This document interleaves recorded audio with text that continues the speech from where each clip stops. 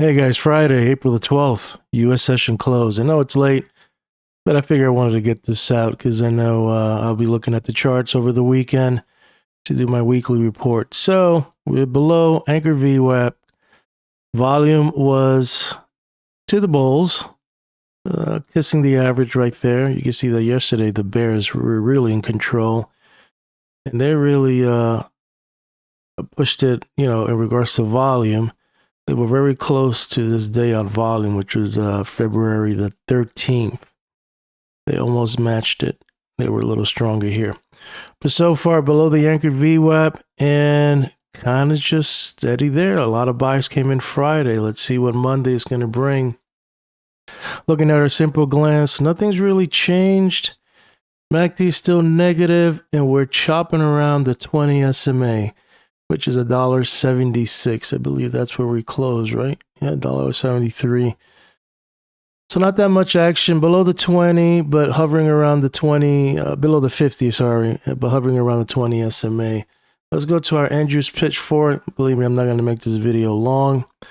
Here's our little gap that I'm watching. It bounced off the 25% right here. But failing to hold now this Andrews pitchfork angle. So let's see if next week we could penetrate and now hover above this angle and maybe retest this 50%, like a 185-ish around there. Let's see if we could at least get there and see what happens. And we need to hold at least a 25%. If not, we got this angle right here, and then you got the last line of defense from this pivot, not from here now. We're moving it here. And lastly, our midpoint. As you can see, this pivot has been holding well, $1.74.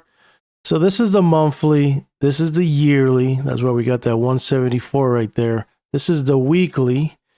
You can see in the weekly, the pivot of 173 held and bounced right off of it. Penetrated the, I guess the 75% and kind of went as high as here. This pivot, you can see that it's not even down here because this was today's pivot, or at least key levels, midpoint. This is the midpoint, but these are the key levels to watch. But surprisingly, the weekly pivots picked that low. The monthly nor the yearly didn't have it. So what I'm expecting next week, I don't know. We can't be pushing any lower than that. What is it? 173 square of 9. Let's see. 173 right here. Let's see. We take this 194 and go all the way down here in an angle. That's 172. I wonder if they just held it at 173 and maybe they're going to pop it. But, that's just speculation of mine. If they're going to push it lower, it's going to they want to probably push it at 169. But for some reason, we pop and close above 176. That should be interesting. And you know what? Looking at this, 176 is a zero line, right? Look where our midpoint for Monday is, 176. We're already at 176. So as long as we can hold that midpoint, which correlates to the zero line of the square of 9, and, obviously above the VWAP, Monday statistically are very bullish. Mondays only. I got to look at the other dates for next week. The statistical calendar is kind of hit or miss.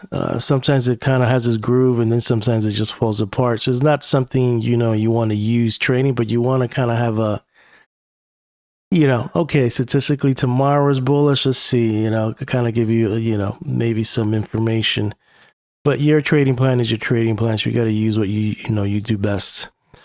But yeah, this is going to be the range for next week between 183, 176 key point. You can see it from Monday. That's right there.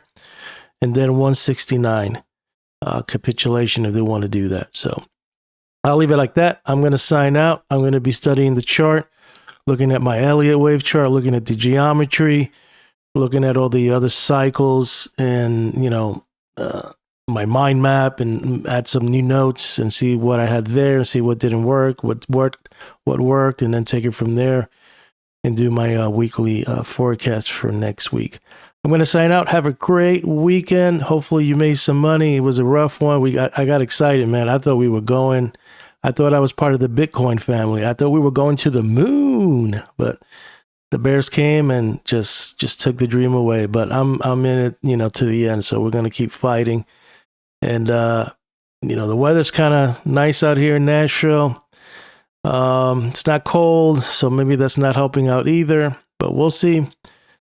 It's one of those things, all the cycles are all, we're at crunch time. Like this is crunch time right now. All the cycles are in this sweet spot. So it's either natural gas is going to follow it, it's going to ignore it and do its own thing, just go sideways or push lower. But all the cycles, the catalyst is there in regards to cycles.